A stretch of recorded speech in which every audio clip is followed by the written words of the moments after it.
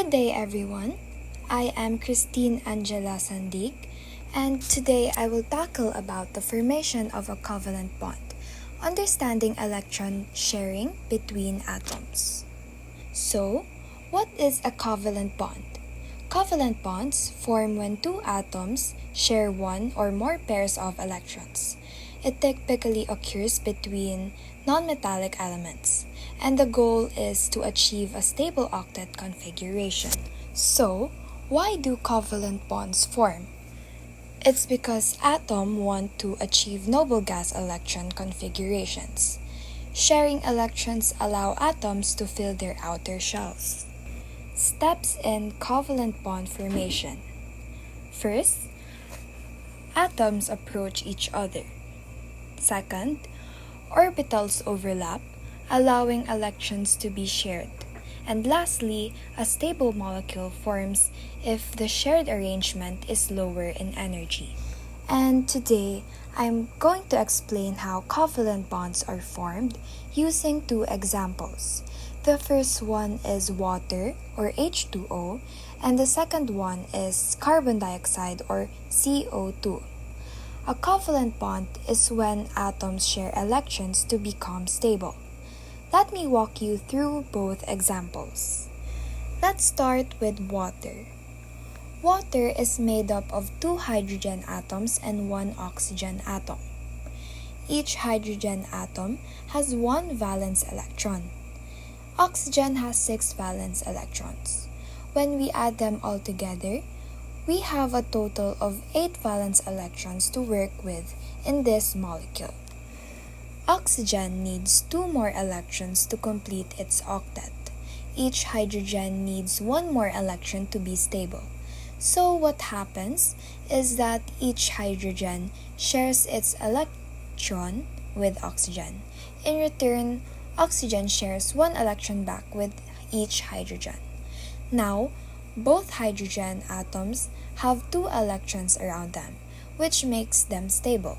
Oxygen has now 8 electrons, which also makes it stable.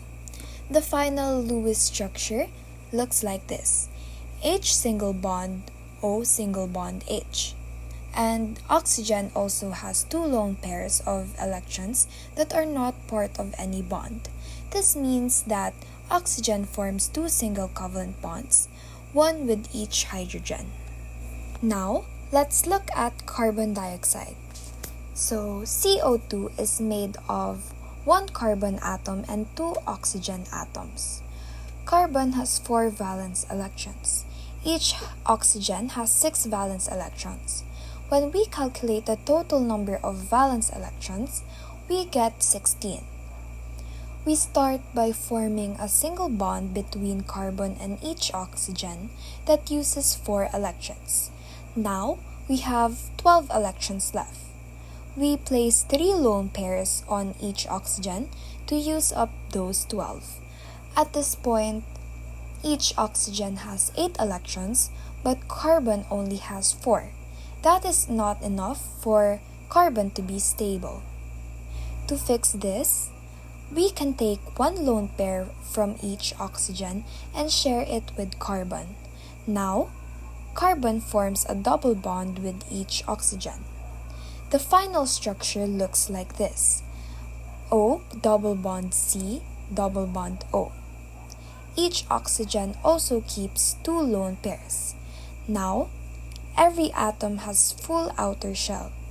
Carbon has 8 electrons from the 2 double bonds, and each oxygen has 8 electrons from the bonds and lone pairs. In both examples, atoms shared electrons to reach stability. In water, oxygen formed 2 single covalent bonds. In carbon dioxide, carbon formed 2 double covalent bonds. This is how covalent bonding works.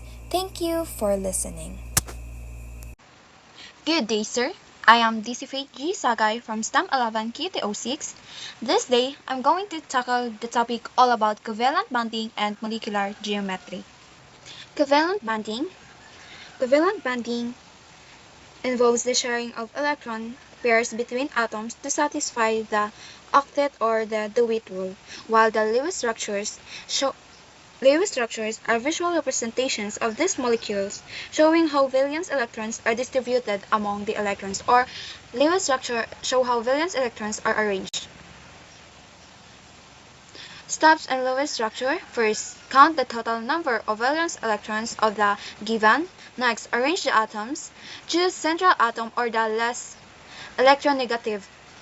Next, distribute the electrons. Next, distribute the bonding pairs and the lone pairs. We have the example carbon dioxide. Carbon dioxide means carbon with two oxygens. Step 1, count the total valence electrons. We have the carbon full valence electrons. This valence electrons is makikita siya sa periodic table. Next is the oxygen. We have 6 valence electrons of the oxygen times 2, which is this is the subscript of the oxygen, is equals to 12. Let's total the valence electrons of these two elements. We have 4 plus 12 equals we have 16 valence electrons. Step 2, arrange the atoms. This is the structure of our atoms. Nasa gitna ang carbon kasi siya yung least na electronegative. So, ganyan yung structure niya. Step 3, distribute the electrons. We have the single bonds. Each bond is mayroong 2 electrons. 2 bonds is equals to 4 electrons yung na-use natin. So, yung total number ng valence electrons, i-minus natin sa 4 electrons na na-use natin, makakuha tayo ng 12 electrons na remaining. Next, distribute the remaining electrons as lone pairs on the oxygen atoms. This sign is lone pair siya. This is our structure ng ating element na given. Yung oxygen natin is nakaget na siya ng 3 lone pairs, which is this 1, 2, 3. So, 1, 2, 3, another. So, ang total ng electrons is 12 electrons. Next. For the step 4, create double bonds. Convert one lone pair from each oxygen into a bonding pair. This form two double bonds. Ito yung structure na yon. Ito na structure is double bond siya. Now, carbon has 8 electrons, 2 bonds on each side, 4 pairs is equals to 8 electrons. Sa oxygen naman, each oxygen have 4 electrons from the double bond, 2 lone pairs, or the 4 electrons. We have the total for 8 electrons per atom. This, ito yung ginasabi nila na mayroon siyang 8 na electrons ang carbon kasi ang equivalent nito is 2 lone pairs, 2 electrons. Same dito, kaya siya sinabi na 8 electrons. Tapos, ang oxygen naman, mayroon siyang 4 electrons. We have the 1 lone pair, 2 electrons na siya. Kaya sinabi na each oxygen has 4 electrons. That's all for this is the final structure of our Lewis structure. For the formal charge, this formal charge helps us identify the most stable Lewis structure. We have the formula of this. Formal charge is equals to valence electrons minus the unshared electrons minus 1/2 of the shared electrons. This formal charge base structures minimize the formal charge. For our carbon, the valence electrons is we have the 4. The non-bonding or the unshared electrons we have the 0. For the bonding or shared electrons we have the 8. Using the formula, we have this 4 minus 0 minus 8 over 2. 4 minus 0 minus 4. 8 divided by 2 is equals to 4. So we have 0 para sa carbon. For the oxygen naman is we have each oxygen we have the valence electrons of 6. The unshared electrons is 4. The bonding electrons or the shared electrons is we have a 4. So using the formula sa formal charge, we have the 6 valence electrons, 4 unshared electrons is and minus the 4 over 2 shared electrons. 6 minus 4 minus 2, 4 divided by 2 equals to 2 equals to 0. So, all atoms in carbon dioxide have a formal charge of 0. Meaning, ang structure natin or yung Lewis structure natin is stable and correct. Molecular geometry. Molecular geometry refers to the 3D dimensional shape of a molecule determined by the arrangement of atoms around a central atom. It is predicted using VESEPR theory, which states that electron pairs repel each other and arrange themselves as far apart as possible. This geometry affects the molecule's polarity, reactivity, and physical properties. The VSEPR theory stands for valence shell electron pair repulsion. Electron pairs repel and arrange to minimize repulsion. Electron pairs around a central atom repel each other and will spread out as far as possible to minimize repulsion. This includes both bonding pairs and lone pairs. Bonding pairs shared electrons between atoms, lone pairs non-bonding electrons on central atom. This is the common geometries in domain counts. We have the linear, this. Linear is straight. This is the picture or the example of linear chart or structure. Next, we have trigonal planar geometry. This is again the example or picture structure ng trigonal planar. Lastly is the tritahedral geometry. This is the picture or the example structure ng tetrahedral geometry. That's all for today. Thank you and God bless. Hello everyone, so today let's talk about electronegativity. Electronegativity is the ability of an atom to attract electrons toward itself in a chemical bond. Different elements have different electronegativities. For example, chlorine has the highest electronegativity, meaning it strongly pulls electrons toward itself. Let's proceed to the electronegativity difference. Electronegativity difference is the numerical difference between the electronegativities of two atoms in a bond. It will help us determine the type of bond formed. Example number one. So let's determine the type of bond of HCl or hydrogen chloride.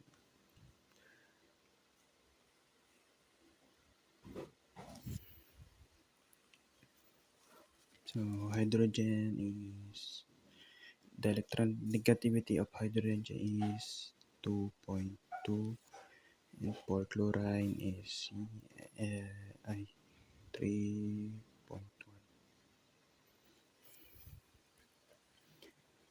So to find the difference, let's subtract the electron negativity values.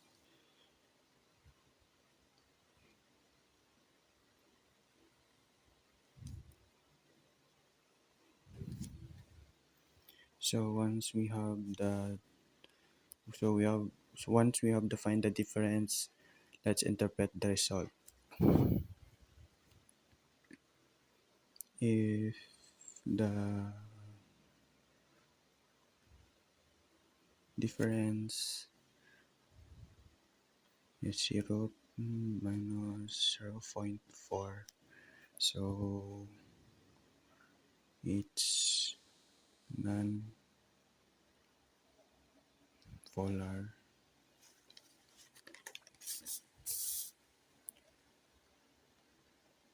covalent.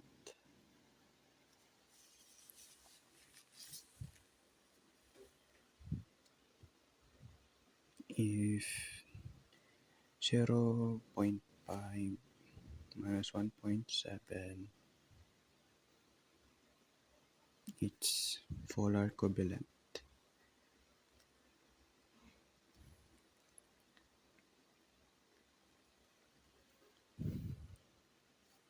If greater than 1.7, it's ionic. So the uh, bond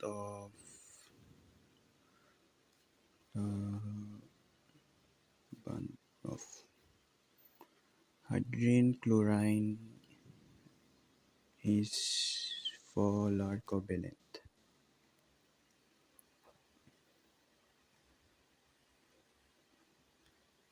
because electrons are more attractive to chlorine. So here is another example of electronegativity difference. So we have here is a hydrogen chloride. So first step is we have to find the electronegativity values. So the values of Fluoride is 4.0. This is the highest values of electron negativity.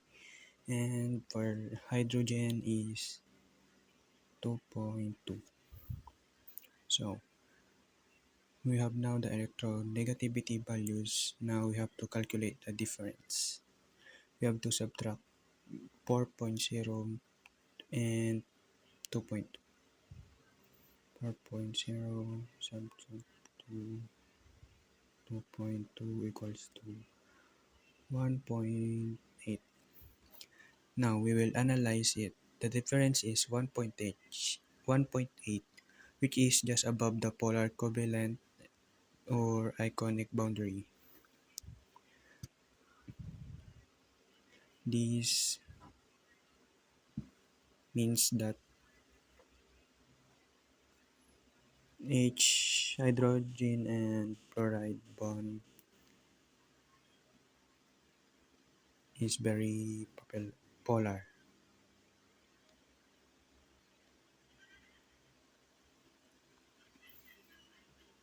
So it's almost ionic.